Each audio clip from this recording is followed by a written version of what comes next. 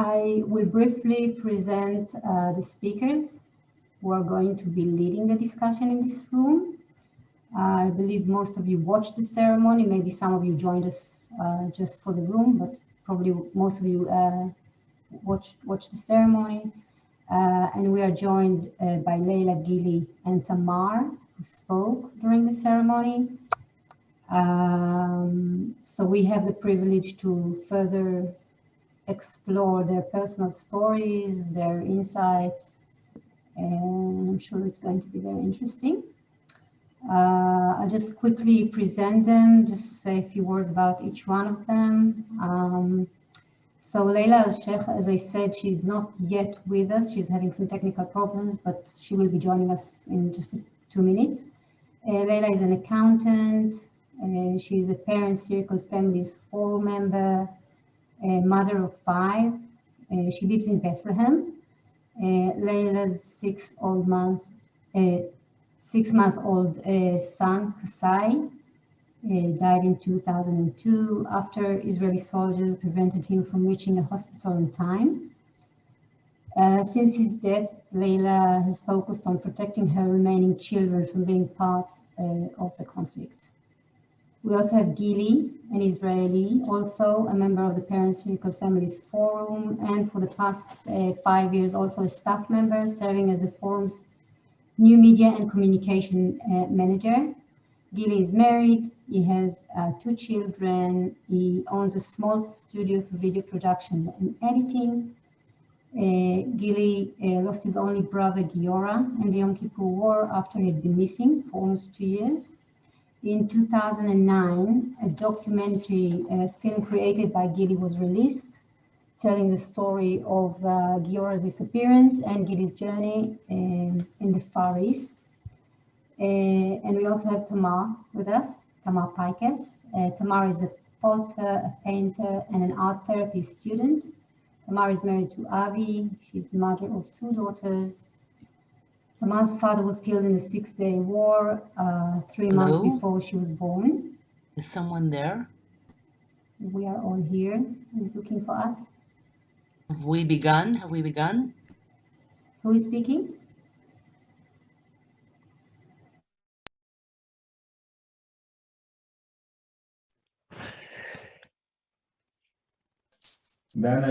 Have we begun? Could you tell us whether the ceremony has been? I can't hear. I'm just presenting the speakers, so just bear with us, okay? And hello, is anyone there? We don't know what's happened because we missed the start because it was muted. There were many of us that don't know what really happened at the beginning. So I will quickly repeat once I finished presenting the speakers, okay? Is the Arabic translation working now? Rafa is unmuted. I can see that. Okay. Sorry about that. Tamar's father was killed in the 6-day war 3 months before she was born. Her older brother was killed in the Yom Kippur War. Another brother and sister died in an accident and from cancer. With only Tamar and her mother remaining in the family, Tamar cared for her mother throughout the last decade of her life, during her illness until she passed away. The book Practicing Farewell, published in 2019, is a farewell diary written by Tamar. Having to face death since she was born, Tamar has been using art to process the pain and create monuments for her loved ones. We also have Rafa Musmar. She's supporting us in this session by simultaneously translating it to Arabic, and we have Ruti Baidans, who is providing technical assistance. So thank you both, Rafa and Ruti. I'm just repeating for those who joined us late. In this room, we have 3 of the main speakers in this evening, Tamar, Gili, and Layla. And we'll have an opportunity to ask questions, comments on things they already said, and we shall now begin. First, I'd like to just take a few minutes and ask Tamar, Gili, and Layla, if she's here. I'm not sure she joined us yet. And just ask them how they are. And how was it for you to speak tonight? I'm sure it's a rather overwhelming experience. And while you're at it, if you can just tell us how you came to be part of this ceremony, whether it's your first year.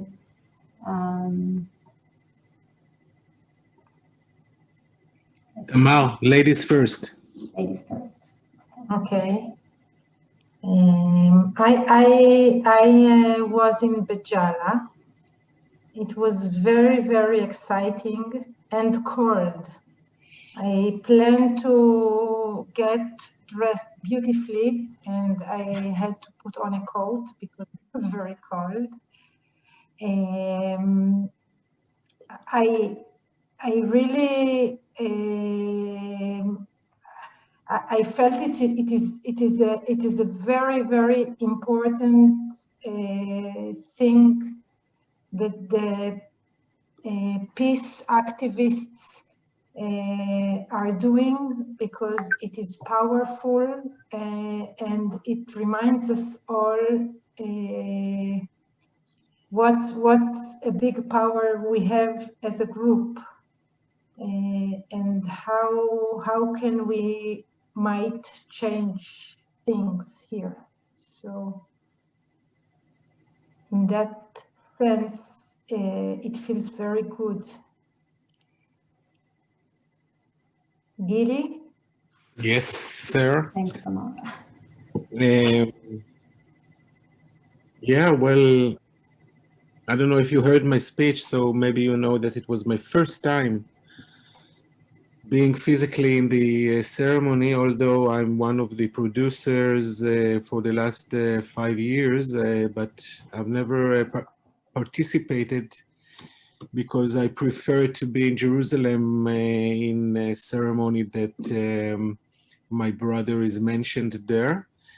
So it was really interesting. Now, since I thought maybe I will come and concentrate on my speech and in the event itself, but since I'm involved with the production, so I came a few hours before, and I came with my laptop, and I had to do so many things. So it was it wasn't easy, but I think it went well, and it was moving, and that's it. Thanks, Gili. I just want to say that I'm connected with the people in Bet Jala, where Layla should be there, but there is some internet issue. They will text me as soon as she will. Oh, wait, she's just asked me something, so I'm okay. So I hope really soon she will join us. Okay. Thank you, Gili. Okay, so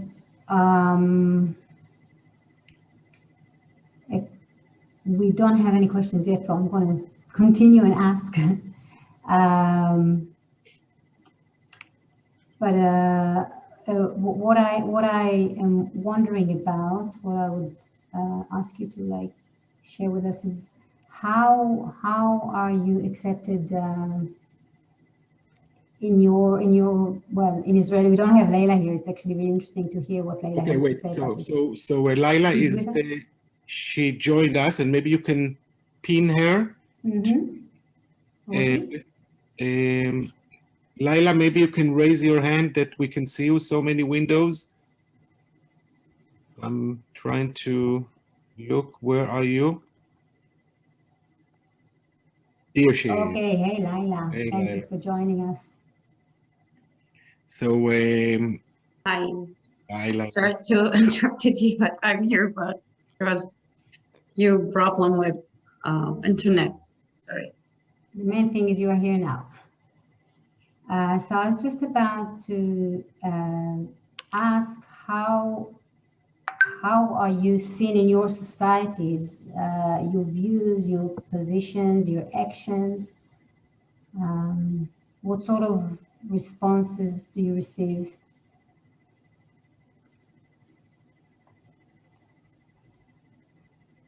You can answer in turns.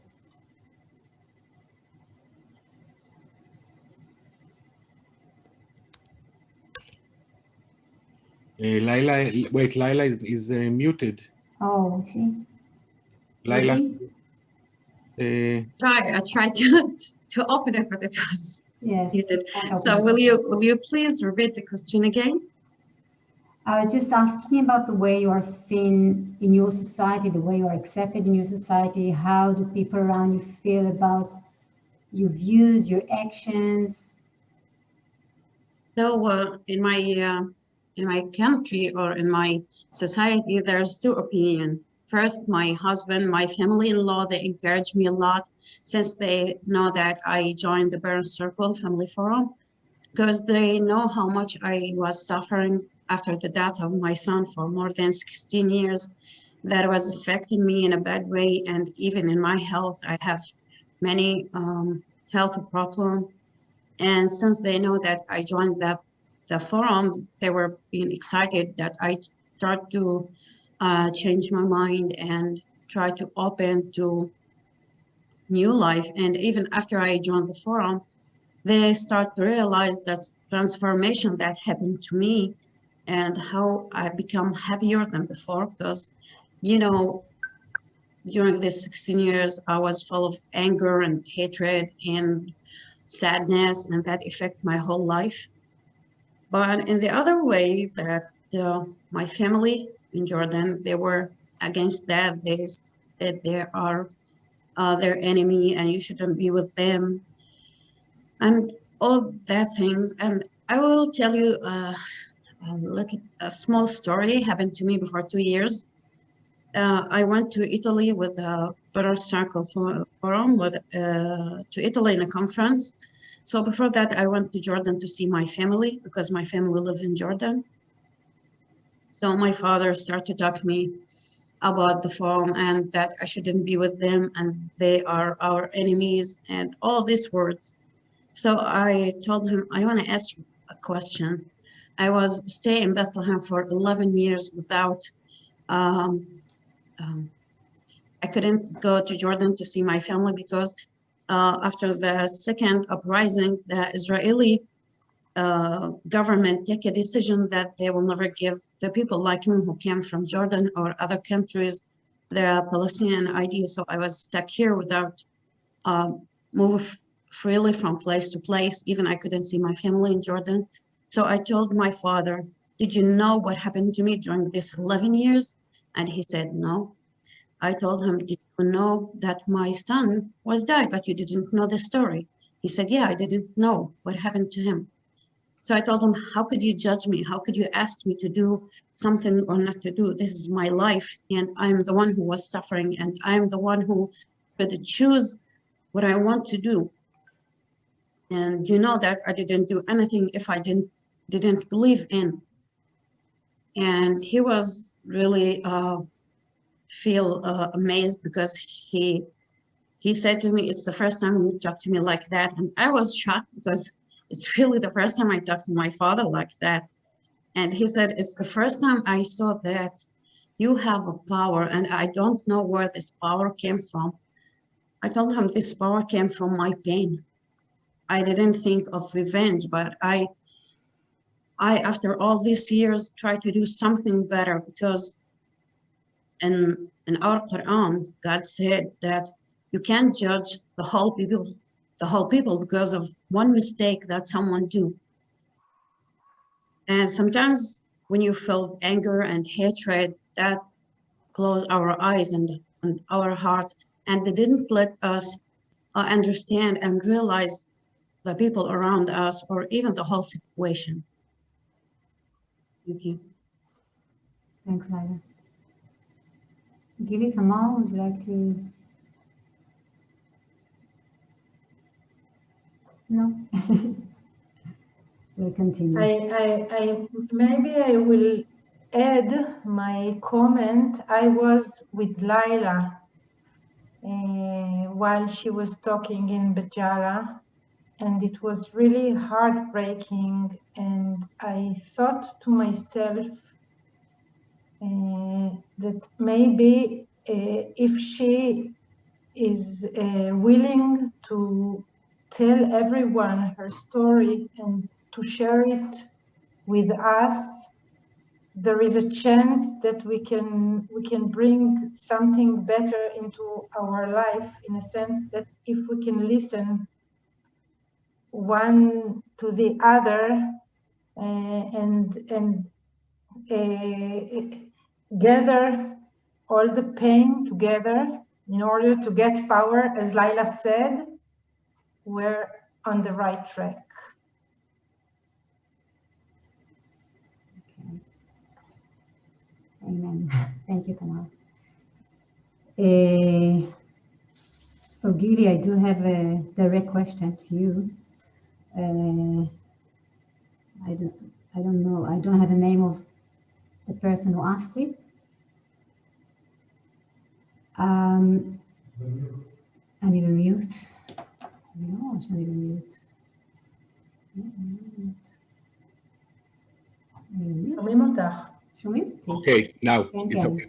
Yep. Sorry.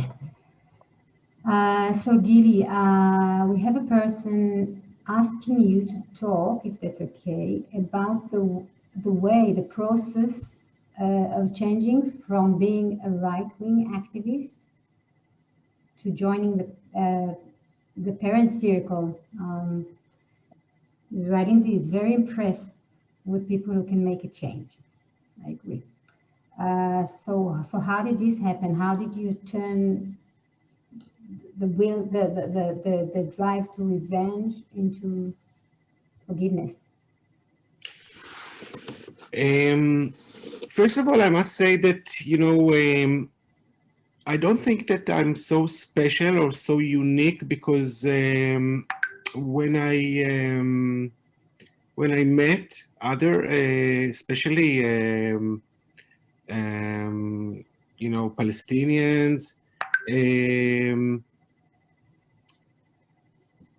bereavement can throw you away to different ways, I guess. And to me, what happened in the first years is that I was full with hate. It's very simple. I simply hated all the Arabs.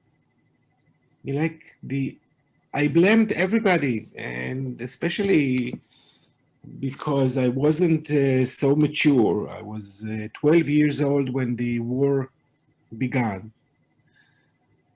And of course, it can happen to old people, yeah. But this is what I felt, that I wanted to revenge. I wanted to. And then what really happened is that, and I talked a little bit about it in my speech, that I met an Palestinian young person from East Jerusalem, and he was the gardener in the building where I lived. We just moved to a new apartment, and he used to come 2 or 3 times to take care of the garden and cleaning the stairs. And in that year, I was between 16 or 17 years old. I started to smoke cigarettes from time to time.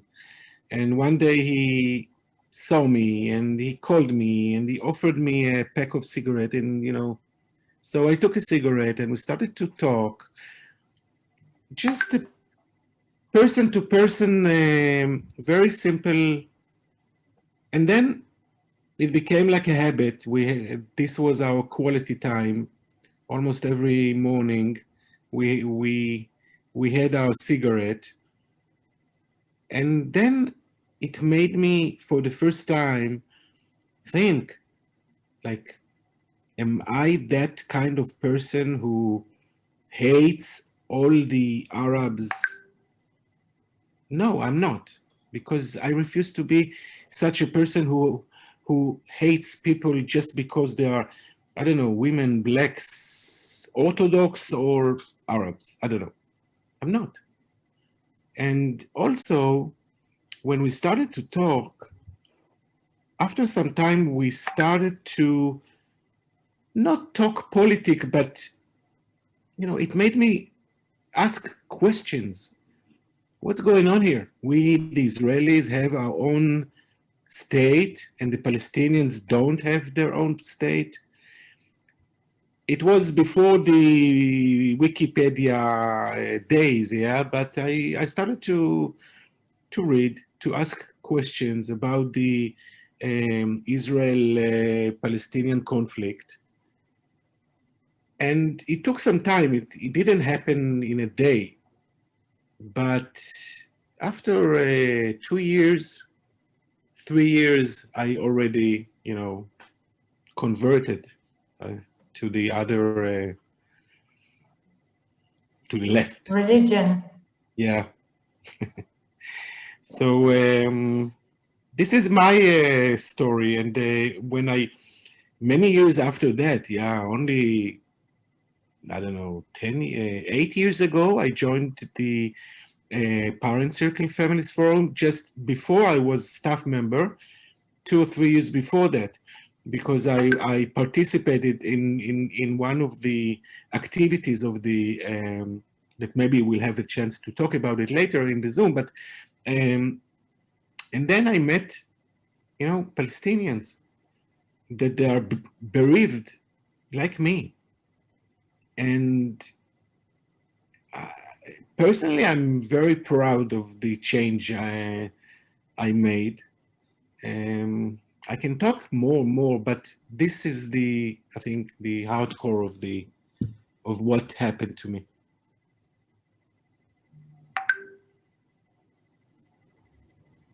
Thanks, Gili. Okay. We have a few people asking,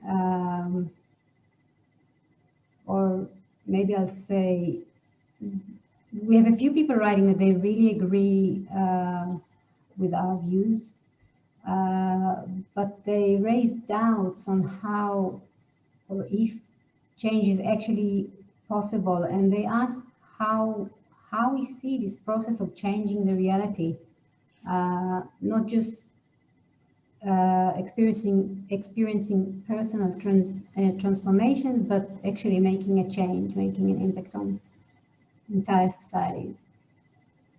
So does any of you want to address this question? Yes, Layla, please. Layla is muted. You can't unmute yourself. I can't unmute. I try every time to unmute, but it doesn't work. So for us, for me exactly, when I look to our organization, when it was a start with the Alshekh Frankenthal, he was just one person who have that thought. And now we are more than 600 families and more than 2,000 people who participate in our project, and they are not losers, they're beloved ones. So if we as a organization start with one person, and now we have thousands of people who start to agree and who start to work as an activist persons and start to spread the message of peace and reconciliation around the world. So it's an amazing thing because we still have hope. And if we still have that hope, we will change, we will make the change.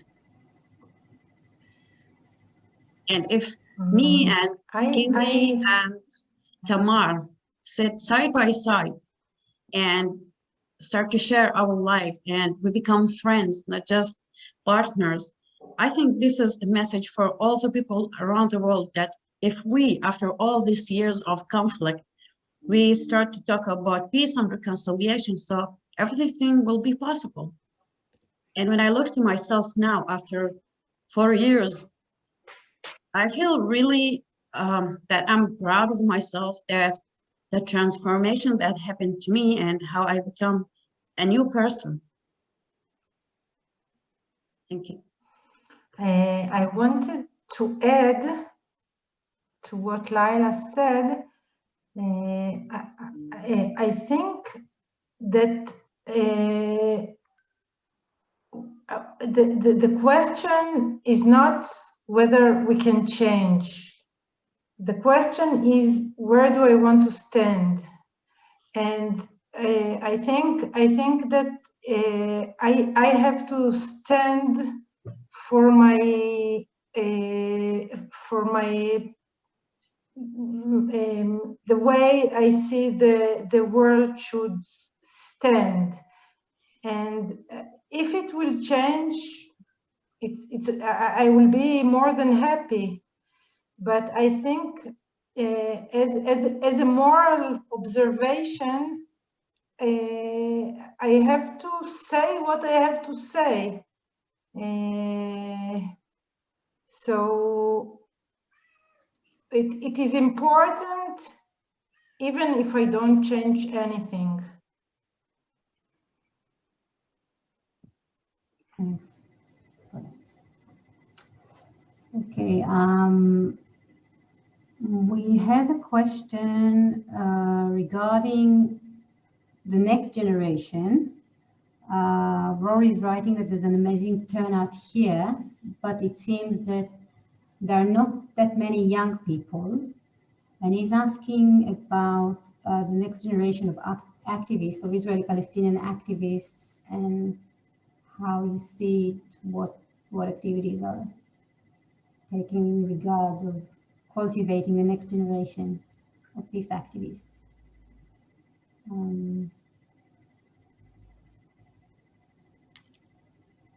I think from my point of observation, I have a daughter.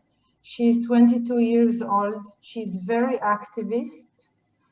I think all the kids who grew up in a bilingual school are very much grew up to be very active. I think they exist and they're very active. So I don't know where you don't have to be so pessimistic about this. I feel that there is a base.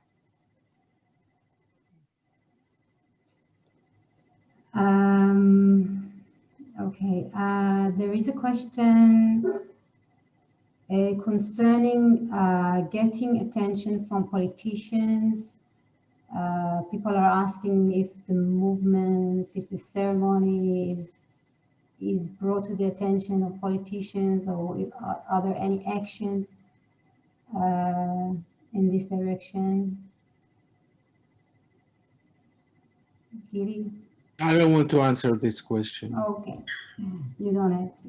Maybe I will answer this. Okay. We hope that if they listen to us really and listen, not just listen and let the words comes out from the other ear, and put this word in their heart, they will do a good job for everyone, not just for us. But we in the Burn Circle and Companions for Peace, we do this kind of activist or work or any other project because we didn't wait until there's people who are working in both sides in the government. We didn't want to wait for them because for all these years they didn't achieve anything, just more of suffering for both sides and just bring misery to our lives.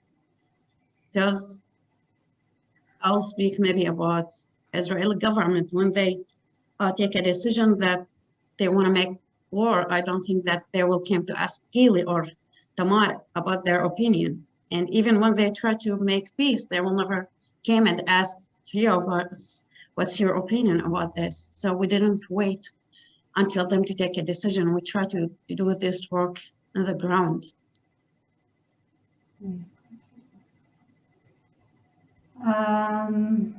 A personal question about using art as means of processing loss or pain.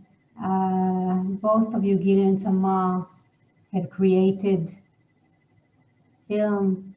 Tamar wrote a book about people that they lost or about bereavement. So if you don't mind sharing with us shortly. Can you be just more specific to share what? Just the motivation, the process of creating art related to your loss. Ah, I see.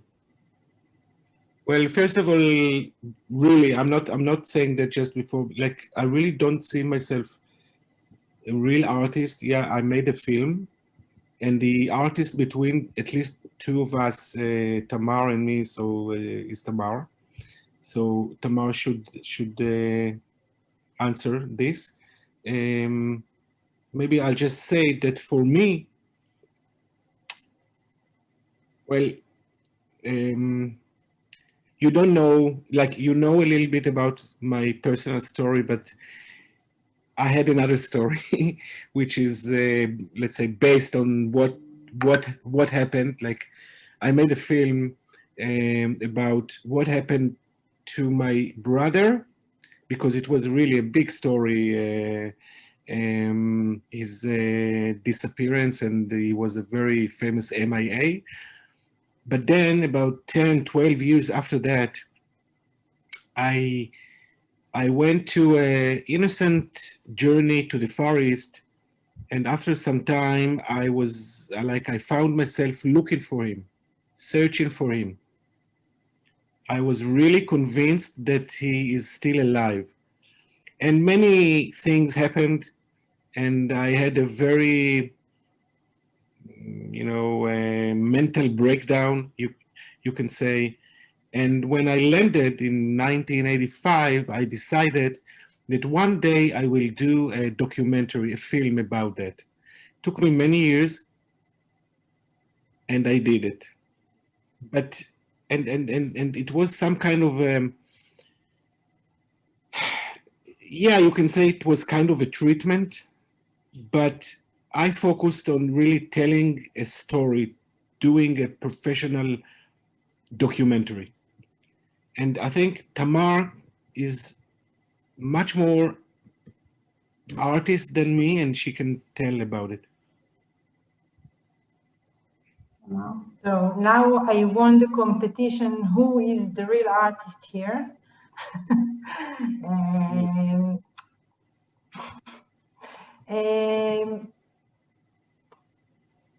I think it has to do with my mother. I was very interested in the world of art since I was very young, and it was a side pathway to express feelings in a way that my mother didn't feel threatened, because she came and the whole generation came from an background that people didn't talk about things that they experienced through their life. So they just kept on living their lives. And my mother saw that my interest in art, and she supported me. And it was a place for me to express things that I didn't understand that I'm expressing. And through the years, it became very valuable for me, because each painting I painted, I can tell it's like freezing time. I know what I saw when I painted it, and it's like a little memorial for the moment it was done. So it was like a habit that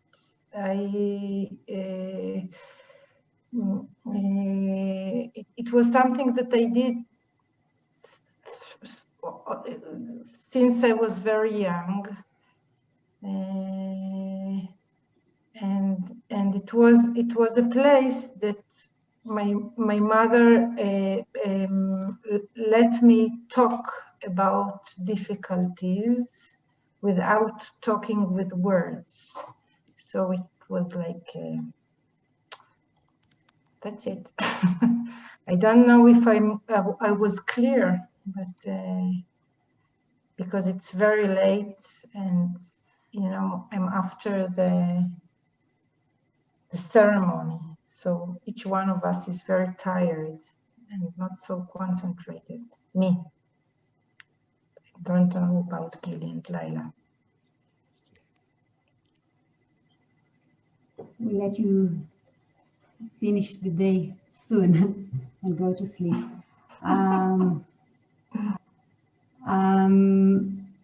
There are many questions again regarding the political situation, the outcomes of the recent elections. And people are asking how you feel about it, if you are concerned how the outcome will impact chances for peace. How do you stay optimistic? Me and Layla can answer that very easy, I think. I'll tell you why me and Layla, because me and Layla were together in Sweden for about 10 days.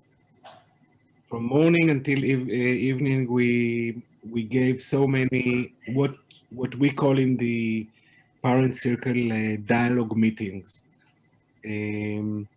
Dialogue meeting is a meeting that Israeli and Palestinian members are coming together, and each one of us is sharing his personal story and what made him about the way that this changed from one place to another place, and wishing to for a reconciliation. So I think we know each other very well, and one of the I think in every meeting there is this question: are you still optimistic? Like you're coming here, sharing with us not easy stories, and what do you think will happen? So I think Layla and me found ourselves thinking, I think, the same. Like Layla, of course, will speak for herself, but I think my answer is that it is impossible to say that the Israeli-Palestinian conflict is something else. It's a conflict that cannot be resolved. Why?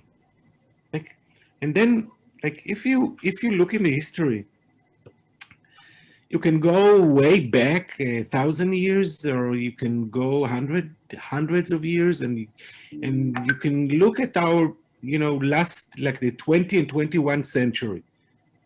so many conflicts, either religious or you know, conflicts because of territory or different nations, and there are conflicts that took, I don't know, 300 years, but in the end, they have been solved. This way, that way, or another way.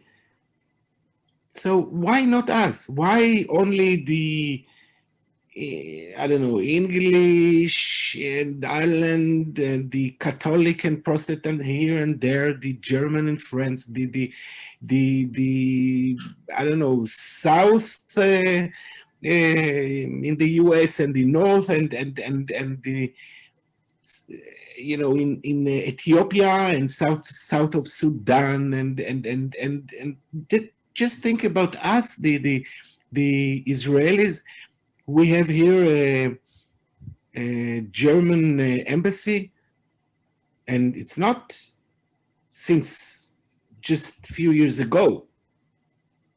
This embassy is here since only a few years after the Second World War, after the Holocaust.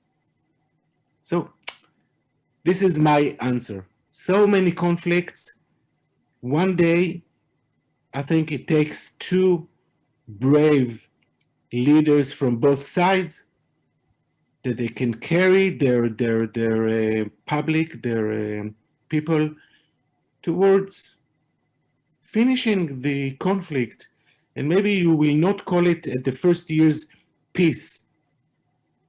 Never mind, but end of conflict. I think it is very, very possible. And Layla, please, maybe you can. In fact, I forget the question. I will speak about what you said. Gili for me is not just my Israeli partner. Gili became one of my best friend, and he's like a brother for me. And really, this is one of the amazing things. Even if this conflict didn't end, but I have many Israeli friends now, and we have many common things, not just the pain and the tears. We start to understand each other's situation. We start to understand our lives. We share many things in our life. For 6 months, I lost my father, and for 1 month, I lost my mother in Jordan because of COVID, and I couldn't go to Jordan to see them. But I thank God that I have all my family around me here in Bethlehem, and I have my Israeli friends who all supported me, and they called me, and they didn't let me feel that I'm alone. So I feel that I have a big family here, and I'm really so thankful for all of them, not just for Tamar and Gili. And as Gili mentioned, that when we went to Sweden, it was a hard time for both of us, especially when you have this dialogue meeting 3 times a day. It's like, some people think that it's so easy after all these years to start to talk about it. It's not easy. Every time it's much more difficult sometimes. And we support each other every day, and we talk about other things. So I think this is one of the amazing things happening in the organization.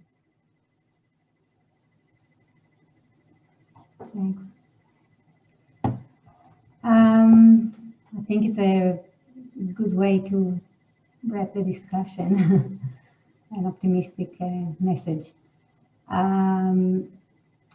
So before I thank the participants, I'd like to add that the ceremony is held not only to deliver a message of hope, but also to call for activism, and we invite all of you to join our efforts, to follow us on social media, to support our activities.